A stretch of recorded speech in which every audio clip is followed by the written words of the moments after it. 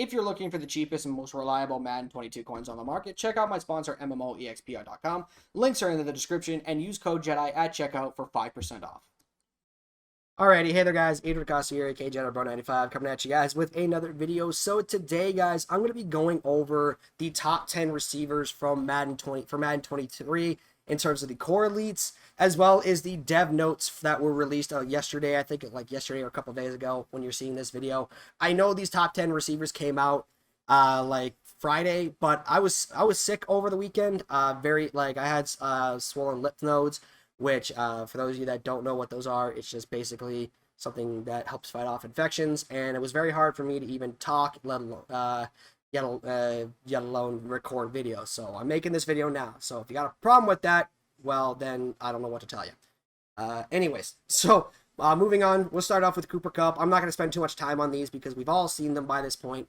But Cooper Kupp, 87, 87, 85 for the route running, 85 speed. Not the worst. Not bad. This is actually pretty good, especially with the 85 speed. My question, I wonder, is are people going to pick this card, or are they going to pick the Slot Apprentice Cooper Kupp from the All Madden promo? Next, we have Devante Adams, 85 speed, 85 jumping, solid stats with the catching and the great catching stats and great route running. Except for deep route. They made him a deep threat this year, which I'm not a fan of. I really don't like the fact that he's a deep threat this year. Next, we have Tyreek Hill with 87 speed, 85, 85, and 88 for the route running. His catching isn't the best, but overall, the speed is there. Obviously, Tyreek Hill is one of the fastest cards in the game every single year. Then we got Jamar Chase with 86 speed, 87 jump, 86 deep route run. Really solid there for Bengals team enthusiasts. Then we got Justin Jefferson with 83 speed. Not the best, in my opinion. 85 deep route running. I think this Justin Jefferson is a little bit held back by the speed. 83 speed is not great. Definitely need to be on a Vikings team for that one. Stefan Diggs next. We got 85 speed, 85 deep route running, solid catching, pretty good arc. Deandre Hopkins with 83 speed, 85 catching traffic and spec catch. Pretty sweet there. Deebo Samuel with 84 speed, 88 jump, 86 spectacular catch.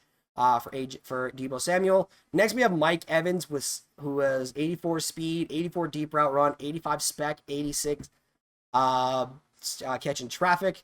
And then lastly, we got AJ Brown with 82 speed, 85 spec catch. I don't like the fact that he's 82 speed. That's a little ridiculous. I think he should be at least 84, but that's beside the point. So now let's move on to the new Ultimate Team discussion that they had. They put this out yesterday or on Tuesday. at the time you're seeing this video. By the way, this video and then my other video I plan to release will come out on Thursday as well. So keep an eye out for that, guys. Madden Ultimate Team, just stuff on the gridiron notes for the Madden Ultimate Team. So the first thing to talk about is the Field Pass. So new to Ultimate Team for Madden 23 is the Field Pass. With Field Pass providing a clear path to progression, you always know what to do next. Cool, whatever. You'll be able to see levels, rewards, and plenty of objectives to make progress on every field pass. In season 1, there will be multiple field passes available. Players can earn all of these rewards by just playing the game with no additional cost to the field pass. Obviously, this was a big concern I had, was them having to make us have to pay for this, but obviously, having the ability to get it for free, great. There are 3 primary types of field passes: season, competitive, and Ultimate Team program specific. Starting with seasonal, this field pass is 60 levels of rewards, ranging from coins, packs, uniforms, and even a high overall player item. You will be beginning progressing levels by completing specific objectives that are outlined within the pass. While there won't be indefinitely repeatable objectives, we will be adding objectives more periodically, so that way you continue to make progress. I'm sorry, I don't know why I'm struggling reading this. My apologies. We want to make sure that progression and the ability to hit the rewards you want feels achievable. You can expect season 1 to run for about 60 days, and of course packed with content. So here are some of the pictures. They got like some field pass stuff here.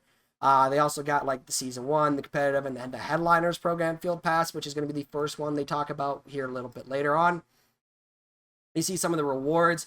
You get a John Madden coach for the season 1 level 2. I think it's a great reward. Obviously, probably will get every team cam. And then this is huge right here. Being able to get it in any mode, not just in MUT or in franchise, but just playing the game overall will give you great rewards. Doesn't matter if it's franchise, quick game or MUT, you get rewards no matter what.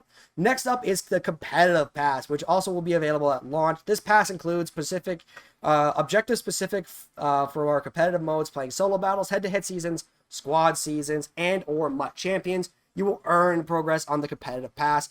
The rewards and the coins, and the rewards have the coins and packs you would expect, but in addition, we'll have another high overall elite player item that you'll be excited to strive for.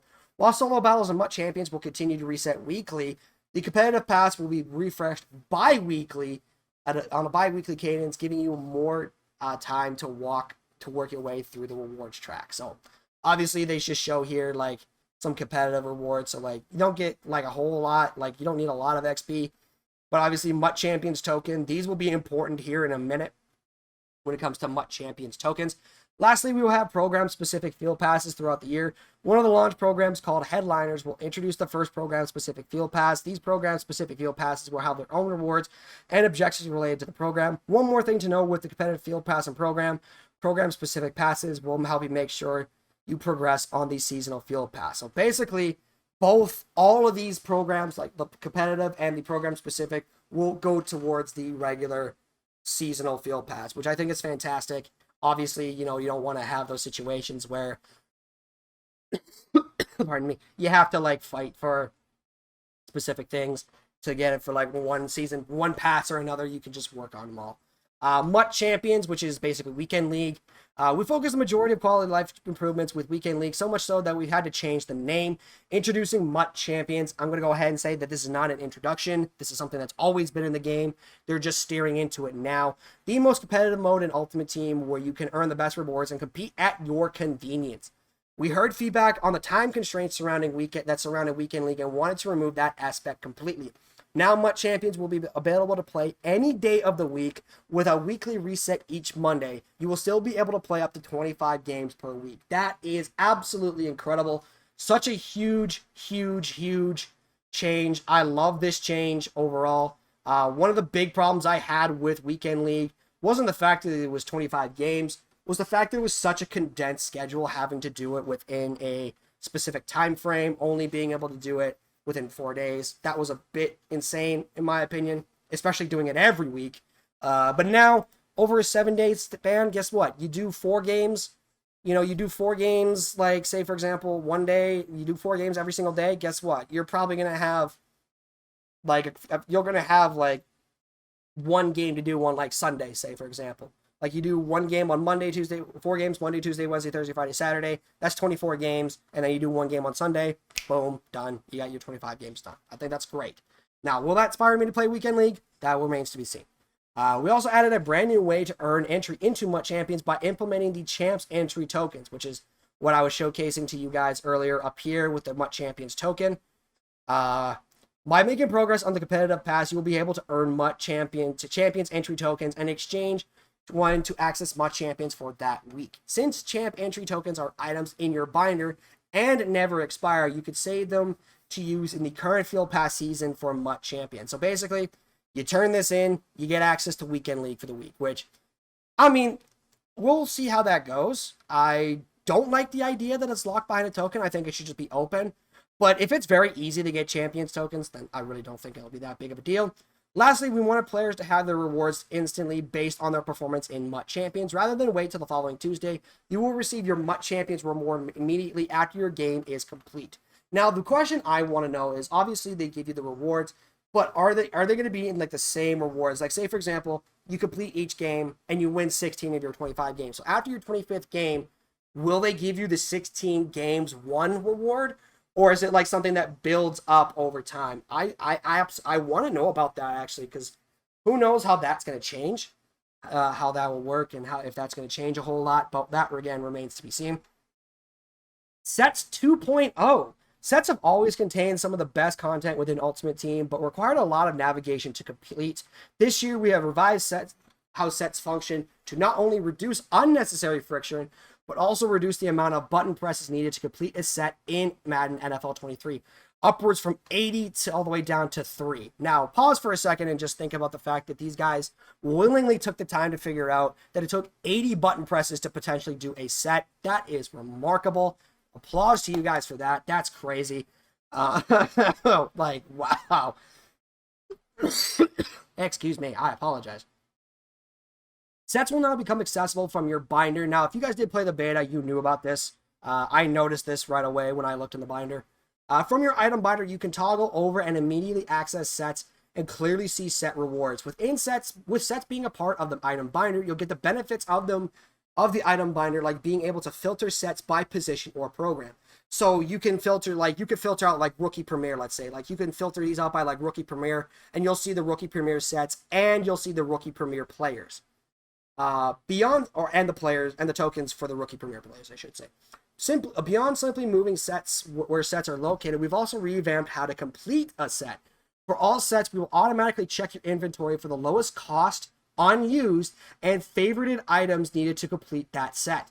All you have to do is highlight the rewards you want, press the redeem button, and press the redeem button. There we go.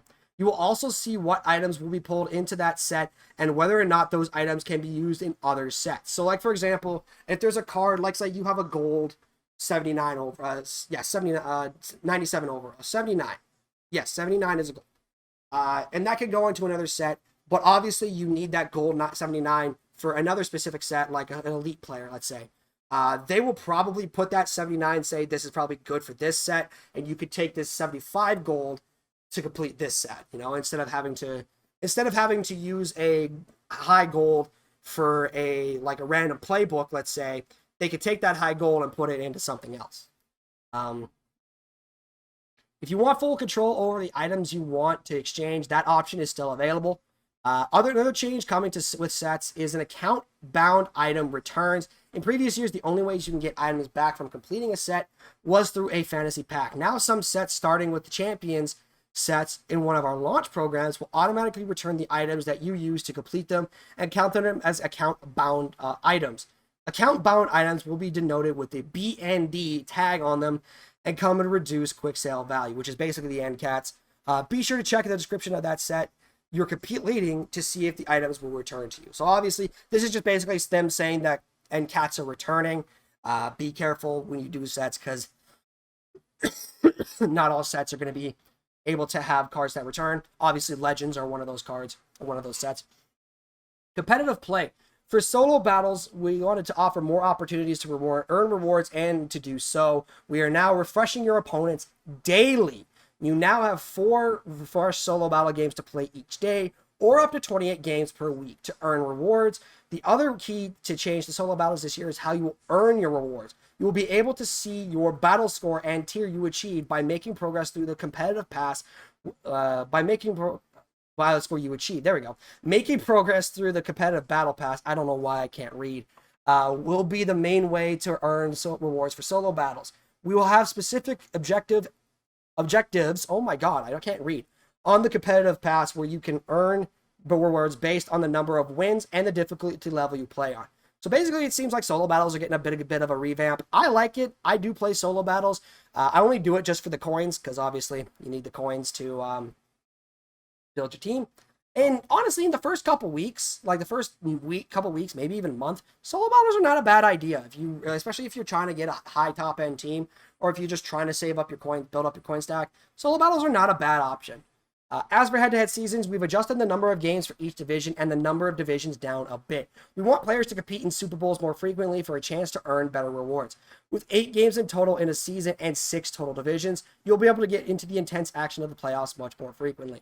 So I wonder, with 8 games in a season, how many games do you need to win to make the playoffs? My guess is it's going to be about 5, because in the actual 10-game season, you have to win about 7 games.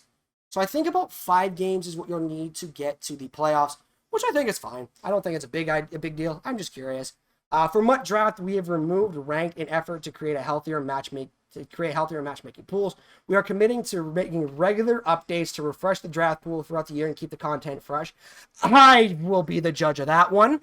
No, I'm just kidding. I don't play draft that much, but these guys just straight up, after Superstar promo, they just didn't update MUT Draft for the rest of the year. It was insane how little they gave a shit about MUT Draft. Additionally, salary cap has been removed from Ultimate Team. We've opted to take efforts needed to maintain those modes and redirect them towards features that benefit the Ultimate Team as a whole. I get it, you know, removing modes that, you know, you really don't think matter that much. I can understand that. I apologize for that, guys. Player items. One of the things you notice when you enter Ultimate Team is your starting players' overalls. We've raised it overall of our starter teams to make those players viable at the start of the year to create better gameplay experience from the moment you start playing. So in other words, you're not going to be getting a whole bunch of fucking bronzes. We've also added some basic versions of standout players from each NFL teams to the starting lineups. You will receive these players based on the team that you select as your favorite team when playing Madden 23. We also took a look at the power-up system to reassess the overall designation of the power-ups. This is basically to say that they're changing up the power-ups. We already knew about this one, so I'm not going to go over that. You know, more changes to power-ups.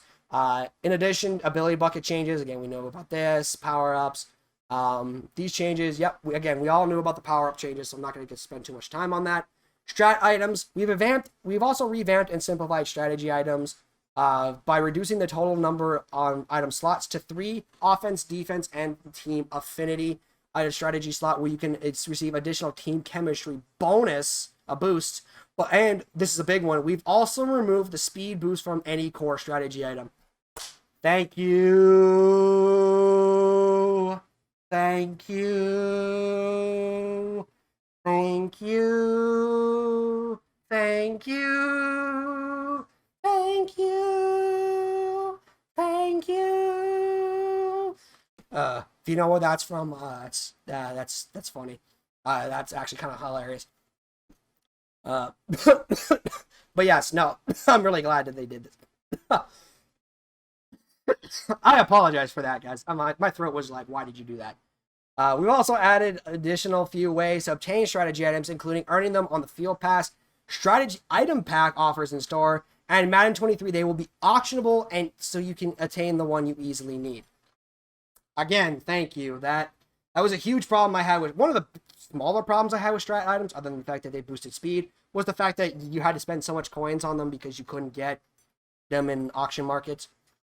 So yeah, that's it, guys. That is going to be the end of this video. I hope you guys did enjoy. Let me know, are you guys more pumped for Madden 23? Are you less excited for Madden 23? Let me know, guys. I am personally so stoked for Madden 23. This game cannot get here fast enough. I just hope that this year ends up being a good year and doesn't ultimately suck. But if you want to read the article again, guys, if you haven't read the article, I will put a link in the description to this article so that way you guys can see it for yourself. But until then, guys, I will see you in the next video. I'm out. Peace.